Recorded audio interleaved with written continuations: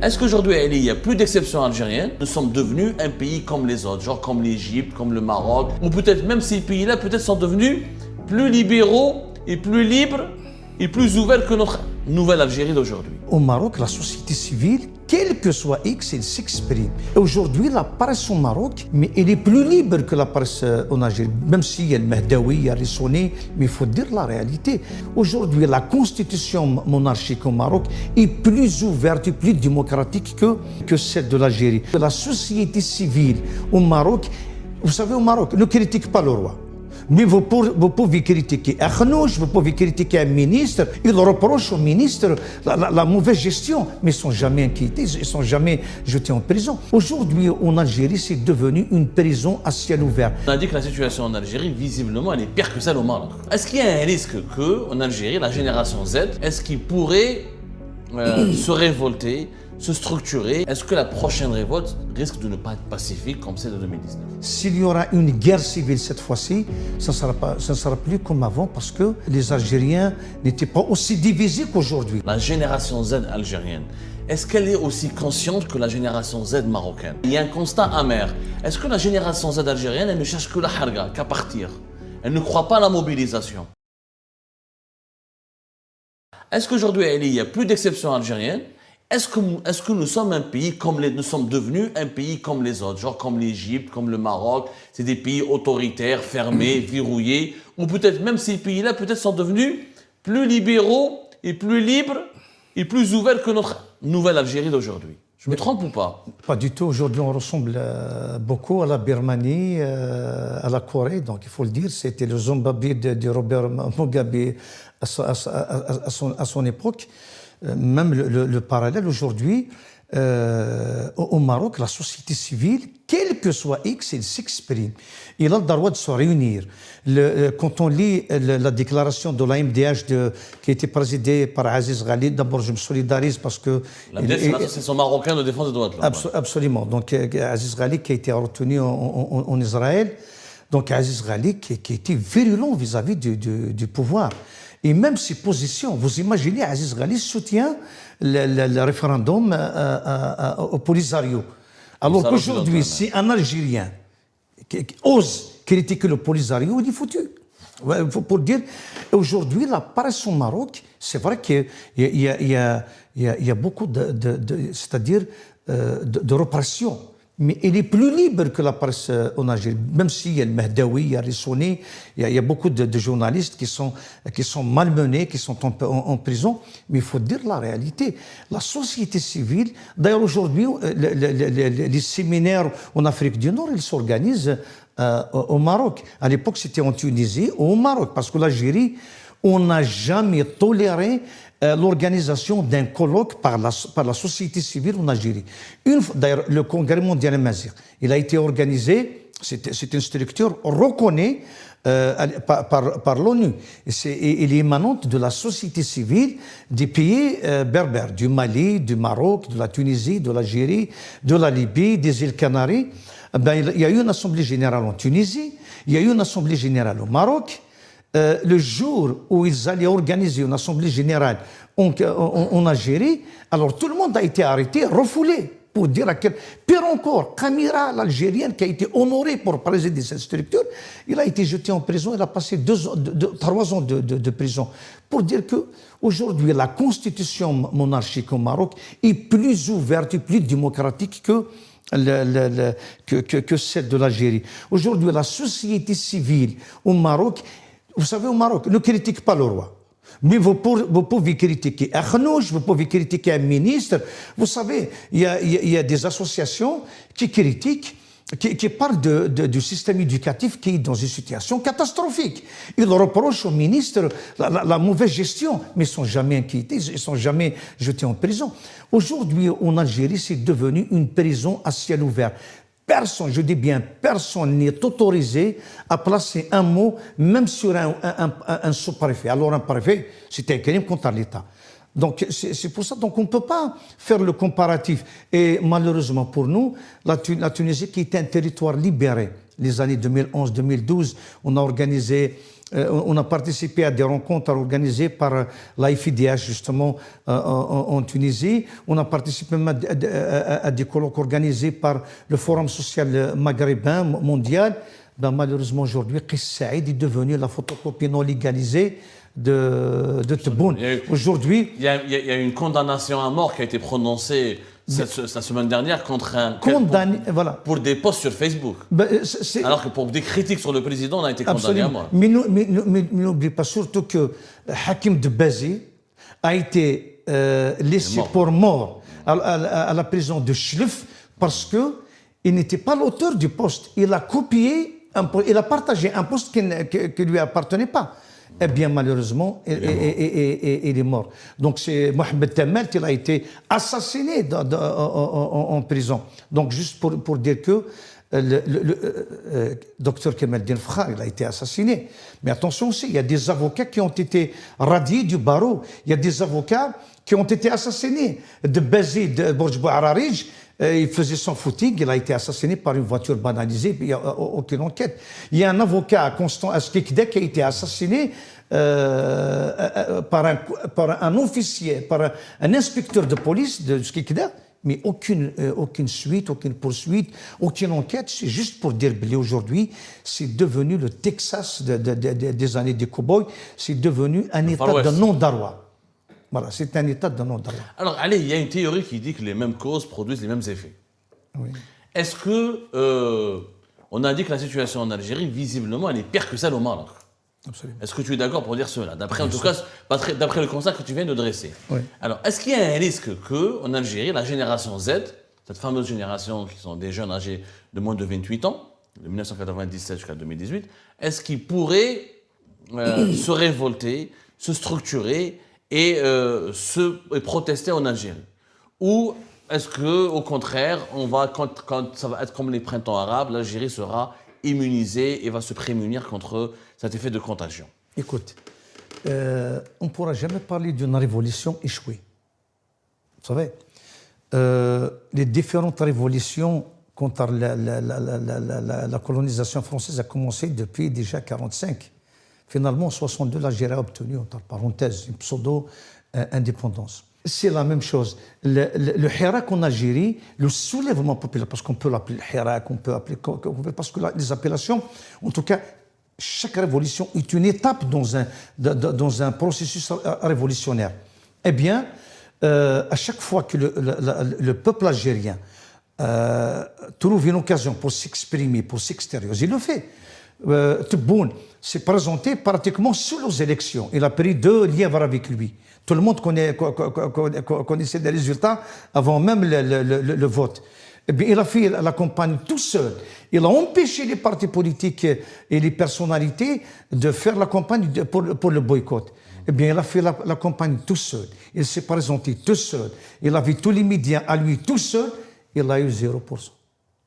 La population, le divorce est consommé entre le pouvoir en place et la population.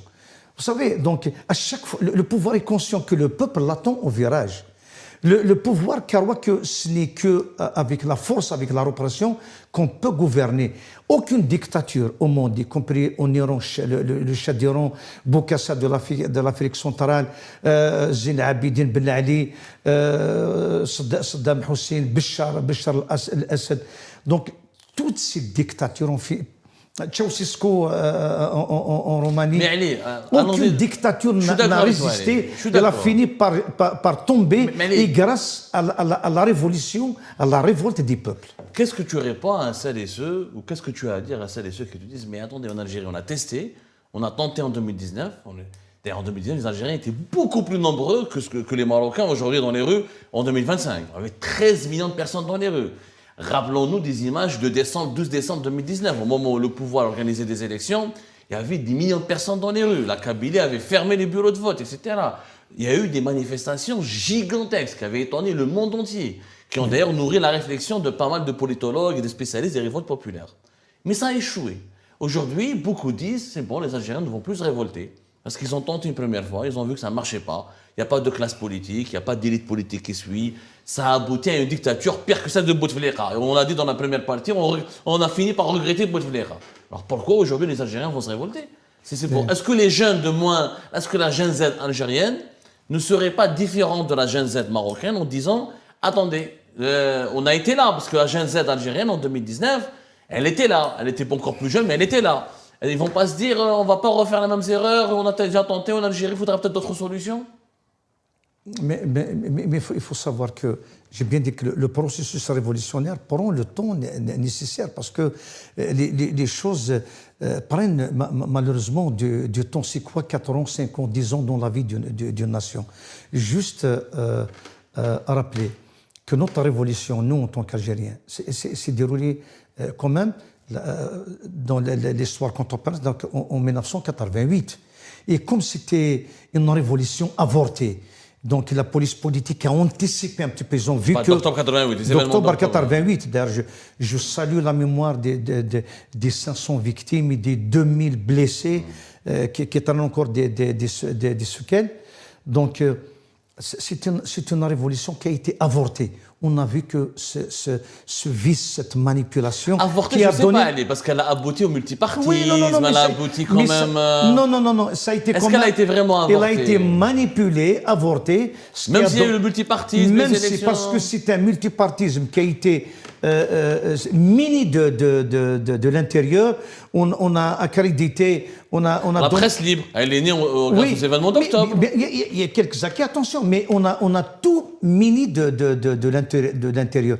Même par rapport à la presse libre, on a donné à des journalistes du Moudjahid pour créer, c'est-à-dire pour créer une presse qui pratiquement, ils ont déjà une mentalité, ils n'ont pas donné la possibilité à des jeunes talentueux, émergents. Il faut dire que tous les gens qui ont créé, c'est des gens qui étaient dans le FLN, dans le Moudjahid, dans le Chab. C'est Hamrouche qui a encouragé, malheureusement. C'est pas immanent, c'est pas sorti de la base. Le multipartisme qui a été piégé, parce que pour casser les tendances politiques représentatives, on a créé une diarrhée de partis politiques par la police politique, des partis qui ne représentent même pas les membres qui ne peuvent même pas réunir derrière les membres fondateurs de ces partis.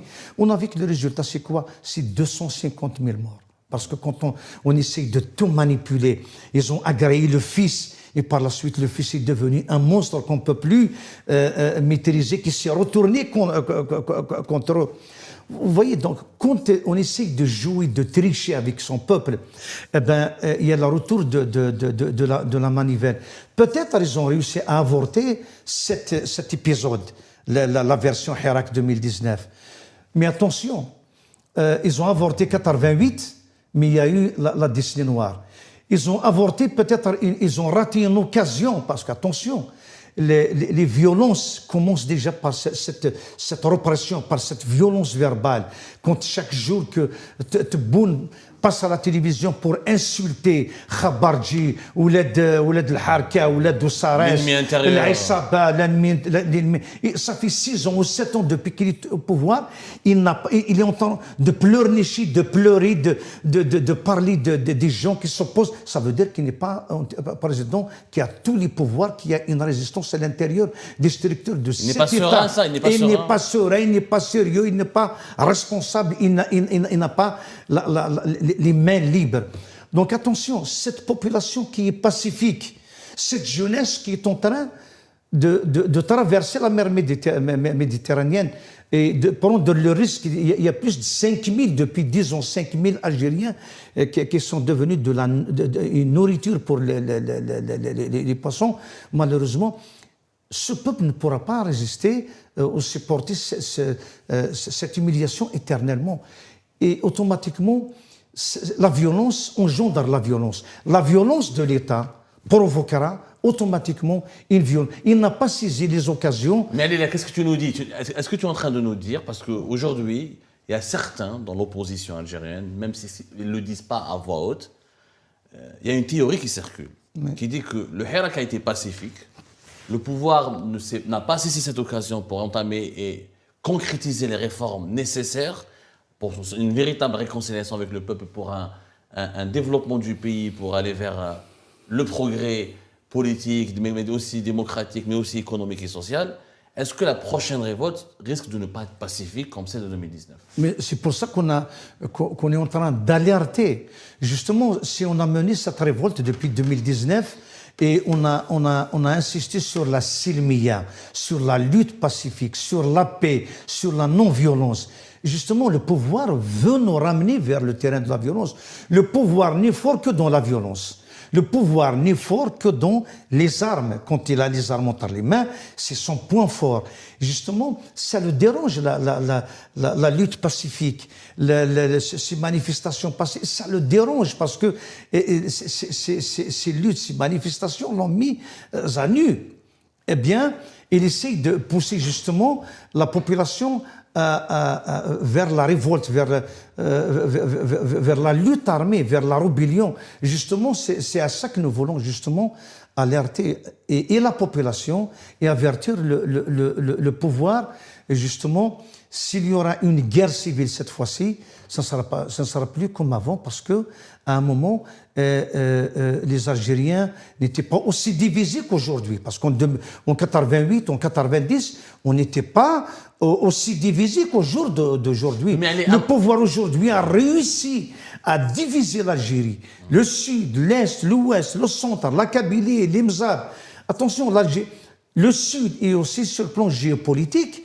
À un certain moment, l'ordre mondial ou les États-Unis avec d'autres forces n'étaient pas prédateurs comme aujourd'hui. Aujourd'hui, Trump et Sarkozy et d'autres ont franchi le pas pour briser des États, pour casser des États, pour tuer des présidents, justement pour provoquer l'effondrement des États.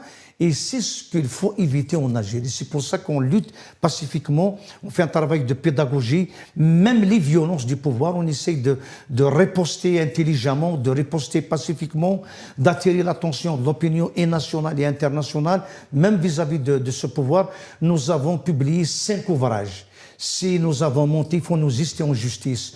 Là où on a décrit toutes les exactions. Je dis toutes, j'exagère, mais la grande majorité des exactions, des dépassements, des arrestations, des condamnations, ils sont sur nos ouvrages. Ils se vont sur Amazon et sur d'autres sites. Nous avons des ouvrages collectifs, collégiales, dont des personnalités comme Majid Ben Cheikh, comme Sidi El-Khadar Boumdiene, comme Adil Houari, comme Tahar Khalfoun, comme Nassira Ditour, comme Ftahi Gharras, comme Abdel Farsawi, comme Mohamed Bakir, comme Issa Rahmoun, comme Saïd Salehi. Donc ils ont contribué. Tout ça, c'est un travail d'alerte, c'est un travail de pédagogie. On décrit une situation qui est alarmante. Alors, quel est ton regard sur la jeunesse algérienne, la génération Z algérienne? Est-ce qu'elle est aussi consciente que la génération Z marocaine? Parce qu'un chauffeur, parce que si on est un peu honnête, est-ce qu'il y a un constat amer? Est-ce que la génération Z algérienne, elle ne cherche que la harga, qu'à partir? Elle ne croit pas à la mobilisation.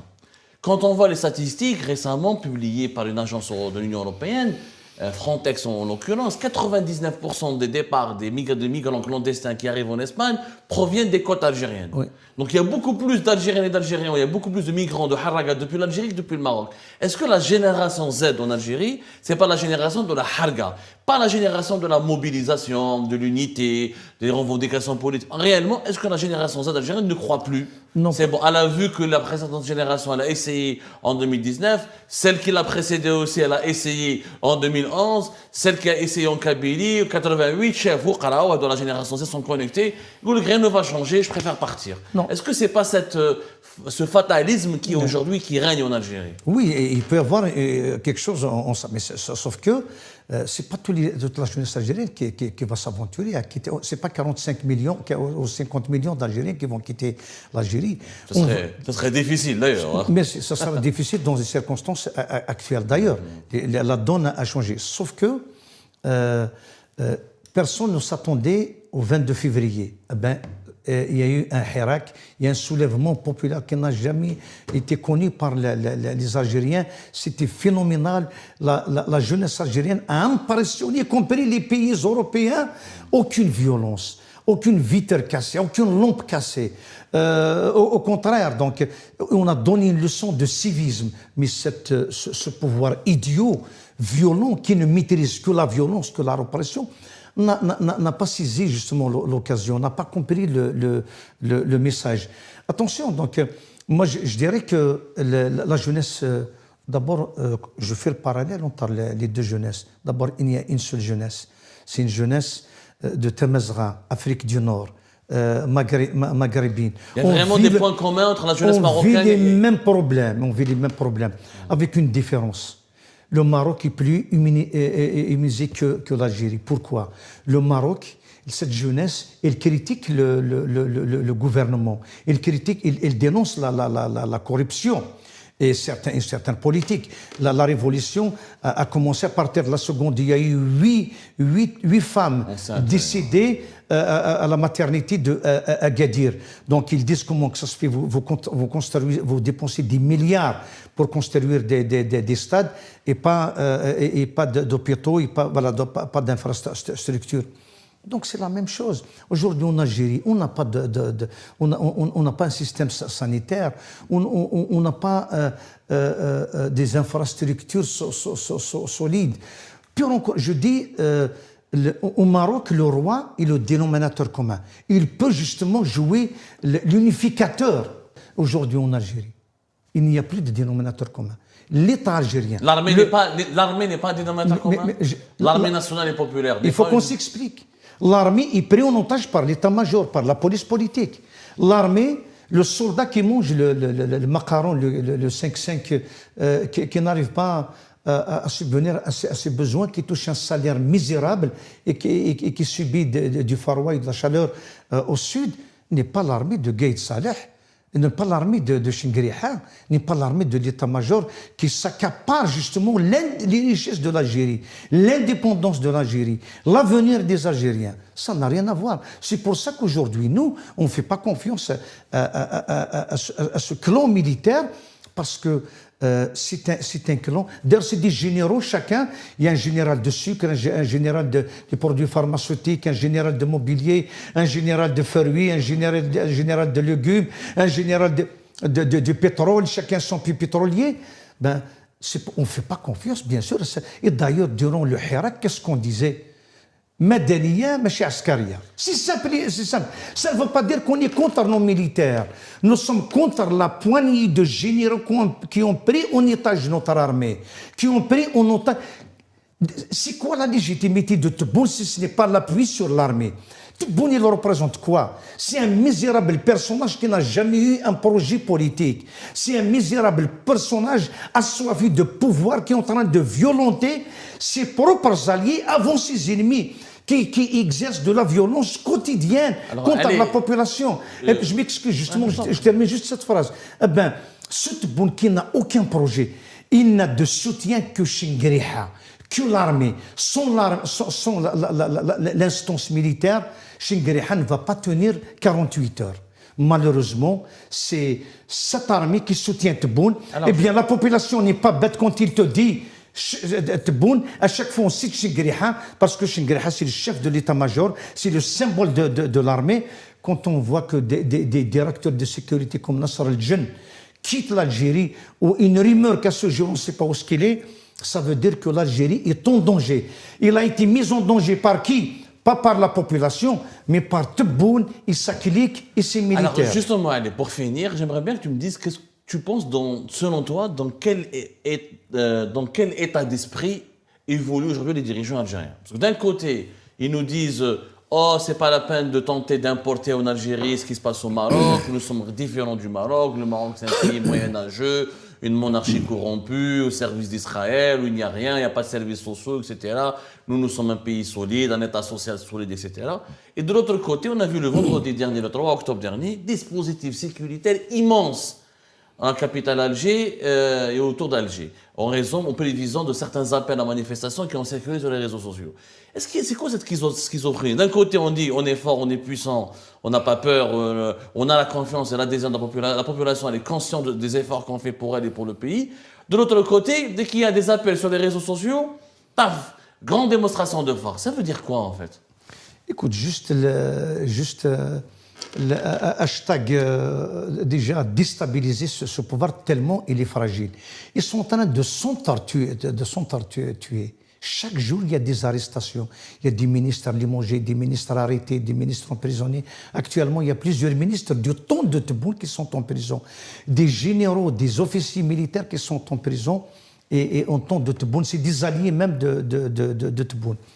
Et une chose est certaine, c'est qu'ils n'ont pas la maîtrise ni de la donne interne, ni sur le plan international. C'est la décadence, c'est la dégringolade. On a touché le fond. Sur le plan diplomatique, on est isolé. À l'intérieur, la situation sociale est sur le point d'explosion. Aujourd'hui, c'est la pénurie, c'est la violence, c'est le manque de confiance. Vous savez, aucun gouvernement au monde ne peut réussir son projet s'il n'y a pas l'adhésion d'une population. La population algérienne aujourd'hui n'adhère pas à la vision de ce pouvoir parce que c'est un pouvoir illégitime. Toutes les institutions, le Parlement, la Constitution, la présidence, le Sénat sont des structures illégitimes. Le peuple n'a pas adhéré ni à la Constitution, ni à l'élection Et d'ailleurs, on n'a qu'à voir la réaction du Parlement par rapport à tout ce qui se passe. Juste une anecdote. On a limogé le Premier ministre sous prétexte qu'il n'a pas réagi à temps. Tout le monde a cru que... tout le monde a cru que Tebboune était en Allemagne.